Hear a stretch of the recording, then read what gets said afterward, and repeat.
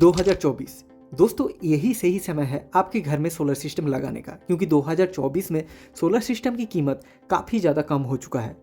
और आप अगर अपनी घर की ज़्यादा इलेक्ट्रिक बिल से परेशान हैं और लोड शेडिंग से राहत पाने के लिए 1 किलोवाट सोलर सिस्टम के बारे में सोच रहे हैं, तो आपके मन में कई सारे सवाल आएंगे।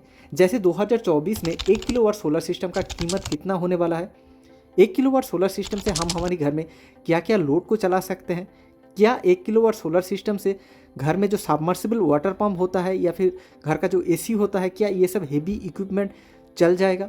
1 किलोवाट सोलर सिस्टम एक दिन में कितना यूनिट बिजली बनाता है, 1 किलोवाट सोलर सिस्टम के लिए हम लोग जितना पैसा इन्वेस्ट कर रहे हैं कितनी साल में ये पैसा रिकवर हो जाएगा। और दोस्तों सबसे बड़ी बात, सोलर सिस्टम के बारे में ज़्यादातर लोगों का कोई नॉलेज नहीं होता है और इसका फ़ायदा उठाते हैं जो सोलर को इंस्टॉल करते हैं, जो सोलर सिस्टम को सेल करते हैं। तो दोस्तों आप अगर अपने घर के लिए सोलर सिस्टम खरीदने जा रहे हैं तो आपको किन किन बात का ध्यान रखना है वो भी मैं इस वीडियो में आपको बताऊंगा। तो दोस्तों ये वीडियो आप लोगों के लिए बहुत ही ज़्यादा इन्फॉर्मेटिव होने वाला है, क्योंकि दोस्तों मैं 100% दावे के साथ कह सकता हूँ ये वीडियो पूरा देखने के बाद आपको दूसरा कोई वीडियो देखने की कोई भी ज़रूरत नहीं है। हेलो फ्रेंड्स, मैं हूँ सौरभ। तो चलिए आज की इस इन्फॉर्मेटिव वीडियो को शुरू करते हैं। नॉर्मली सोलर सिस्टम दो टाइप्स के होते हैं, एक है ऑन ग्रिड सोलर सिस्टम और दूसरा है ऑफ ग्रिड सोलर सिस्टम।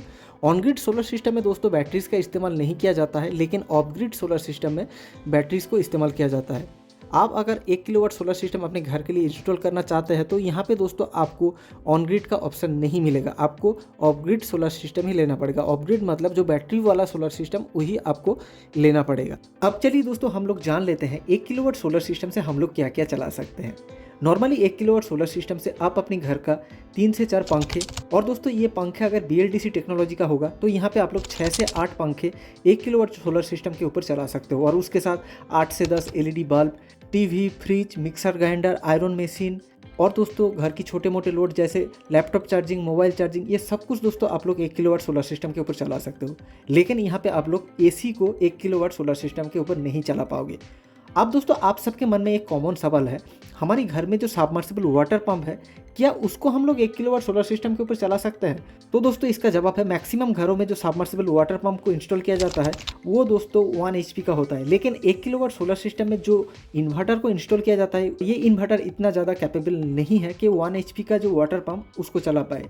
लेकिन दोस्तों यहाँ पे अगर आप लोग 1 HP का सोलर वाटर पंप को इंस्टॉल करेंगे तो 1 किलोवाट सोलर सिस्टम के ऊपर ये दिन के टाइम डायरेक्टली चल जाएगा। लेकिन दोस्तों यहाँ पे कुछ कंडीशन है जिसको आपको फॉलो करना है। और दोस्तों 1 किलोवाट सोलर सिस्टम के ऊपर जो टुलू पंप होते हैं 250 वाट का, 500 वाट का, ये सारे पंप आप लोग 1 किलोवाट सोलर सिस्टम के ऊपर चला सकते हो। अब चलिए दोस्तों हम लोग जान लेते हैं 1 किलोवाट सोलर सिस्टम से हमें पर डे कितने यूनिट बिजली का प्रोडक्शन देखने को मिल सकता है, या फिर आप लोग कह सकते हो per day 1 kilowatt solar system से हम लोग कितने यूनिट बिजली सेव कर सकते हैं। देखिए दोस्तों, एक सोलर पैनल कितने यूनिट बिजली प्रोडक्शन करेगा ये डिपेंड करता है उसके ऊपर सनलाइट कितना टाइम तक आ रहा है। तो नॉर्मली दोस्तों समर के टाइम आपको थोड़ा ज़्यादा प्रोडक्शन देखने को मिलेगा और मानसून के टाइम क्लाउडी वेदर की वजह से थोड़ा कम प्रोडक्शन देखने को मिल सकता है। लेकिन दोस्तों अगर आप पूरे साल का एवरेज निकालेंगे तो per day 1 kilowatt solar system से 5 यूनिट तक की बिजली का प्रोडक्शन देखने को मिलता है। अब चलिए दोस्तों हम लोग जान लेते हैं 1 किलोवाट सोलर सिस्टम को घर में इंस्टॉल करने के लिए क्या क्या कंपोनेंट की ज़रूरत होता है और इसका प्राइस कितना लगने वाला है। तो एक सोलर सिस्टम के लिए जो सबसे पहला कंपोनेंट होता है वो है दोस्तों सोलर पैनल। तो नॉर्मली आज के डेट में आपको मार्केट में 2 टाइप के सोलर पैनल को देखने के लिए मिल जाएगा, एक है पॉलीक्रिस्टलाइन सोलर पैनल और दूसरा है मोनोक्रिस्टलाइन सोलर पैनल। और ये मोनोक्रिस्टलाइन सोलर पैनल पॉली से थोड़ा ज़्यादा बेटर परफॉर्म करता है, इसका एफिशिएंसी थोड़ा ज़्यादा है। लो लाइट में, क्लाउडी वेदर में इसका एफिशिएंसी पॉलीक्रिस्टलाइन सोलर पैनल से ज़्यादा है।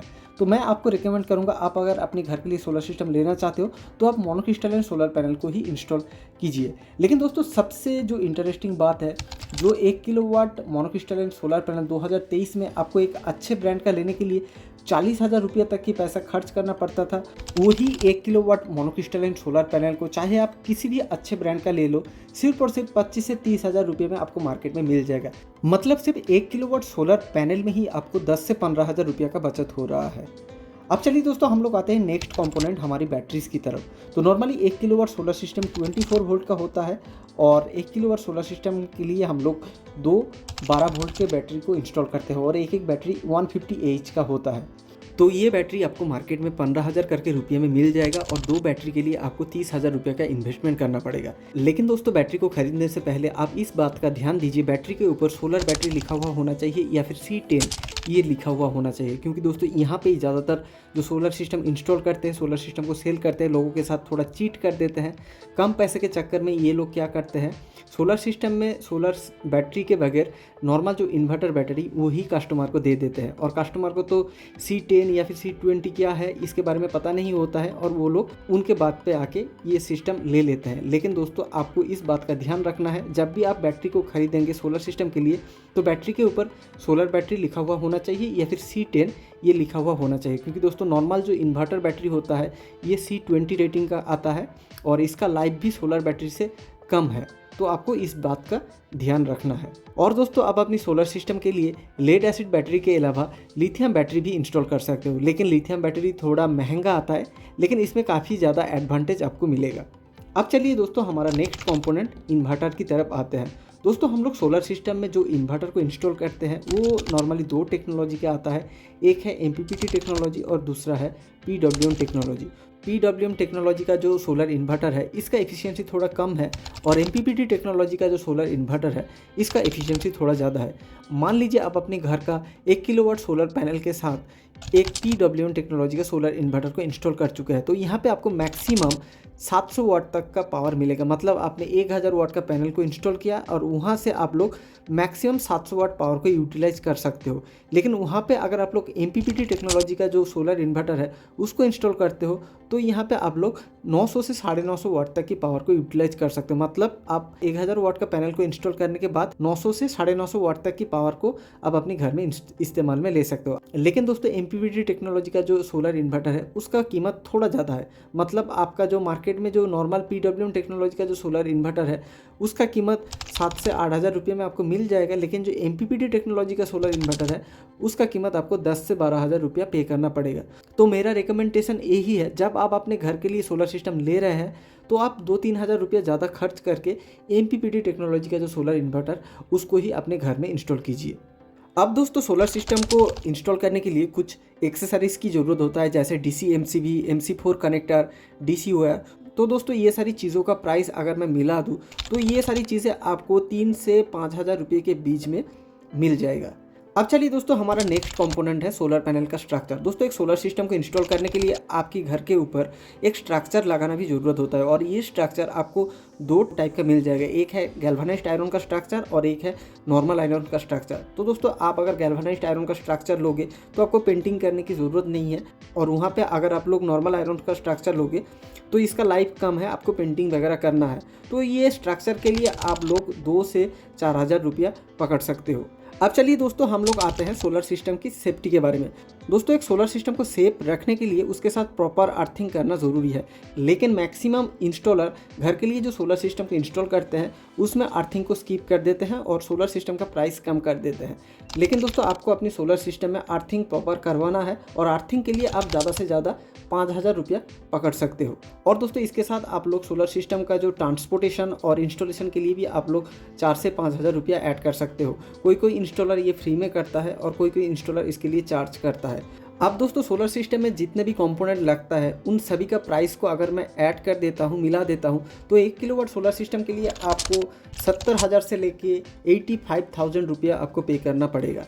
और दोस्तों इस वीडियो में सोलर सिस्टम में लगने वाला जितने भी कंपोनेंट का मैं प्राइस बताया वो दोस्तों एरिया वाइज, ब्रांड वाइज इसका प्राइस थोड़ा बहुत इधर उधर हो सकता है, लेकिन अप्रोक्सीमेट सेम है। अब दोस्तों आप सबके मन में एक कॉमन सवाल आ रहा है, चलो भाई हमने इतना पैसा तो इन्वेस्ट कर दिया, लेकिन एक सोलर सिस्टम कितनी दिन तक चलेगा और कितनी साल में हम लोग हमारी पैसा को रिकवर कर पाएंगे, इसका मेंटेनेंस क्या रहेगा। तो अगर मैं सोलर सिस्टम की मेंटेनेंस की बात करूं तो एक सोलर सिस्टम में ना के बराबर मेंटेनेंस होता है। आपको सिर्फ हफ्ते में या फिर 15 दिन में एक बार सोलर पैनल को चेक करना है, उसके ऊपर धूल मिट्टी गंदगी आया है कि नहीं। अगर ये आता है उसको साफ़ करना है। और अपनी सोलर सिस्टम में जो बैटरी को इंस्टॉल किया गया है उसको आपको महीने में एक बार या फिर 2 महीने में एक बार उसका वाटर लेवल को चेक कीजिए। अगर वाटर कम है तो इसमें जो बैटरी वाला वाटर वही डाल दीजिए। और इसके अलावा कोई मेंटेनेंस नहीं होता है। और अगर मैं वारंटी की बात करूं तो सोलर सिस्टम में जो मेन 3 कंपोनेंट है वो है दोस्तों सोलर पैनल, बैटरी और इन्वर्टर। तो सोलर पैनल के साथ आपको 25 साल का वारंटी मिलता है। और दोस्तों सोलर पैनल ख़राब भी नहीं होता है। सोलर पैनल को लेकर आपको कोई टेंशन नहीं लेना है। और इन्वर्टर के साथ आपको 1 से 2 साल का वारंटी मिलता है। लेकिन दोस्तों एक इन्वर्टर 5 साल तक आसानी से चल जाता है। उसके बाद अगर इन्वर्टर ख़राब भी हो जाता है, आप लोकल शॉप में जाके ये इन्वर्टर को रिपेयर कर सकते हो। आप दोस्तों आते हैं हमारी बैटरी की तरफ। दोस्तों एक सोलर सिस्टम में जो हम लोग सोलर बैटरी को इंस्टॉल करते हैं उसमें आपको 3 से 5 साल का वारंटी मिलता है। और 5 साल वारंटी वाला जो बैटरी है उसको आप आसानी से 7 से 8 साल तक इस्तेमाल कर सकते हो अगर आप सही तरह से मेंटेन करके रखते हो। आप दोस्तों एक सोलर सिस्टम में आप लोग जो पैसा इन्वेस्ट करने वाले हो, ये पैसा 5 से 6 साल के अंदर अंदर ये पैसा रिकवर हो जाएगा।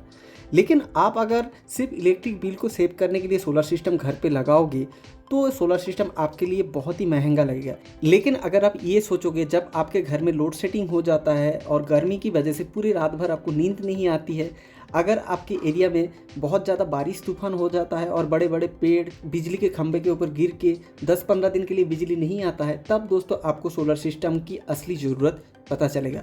तो दोस्तों सोलर सिस्टम के बारे में आपका क्या राय है, आप कमेंट सेक्शन में लिख के हमें ज़रूर बताइए। और ये वीडियो अगर आपको थोड़ा भी इन्फॉर्मेटिव लगा है तो इस वीडियो को लाइक करके चैनल को सब्सक्राइब करके आप हमें सपोर्ट कर सकते हैं।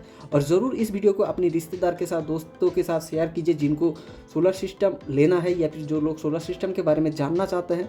और दोस्तों वीडियो यहाँ तक देखने के लिए आपको बहुत बहुत धन्यवाद। मिलते हैं अगले एक नई वीडियो में। आपका दिन शुभ रहे।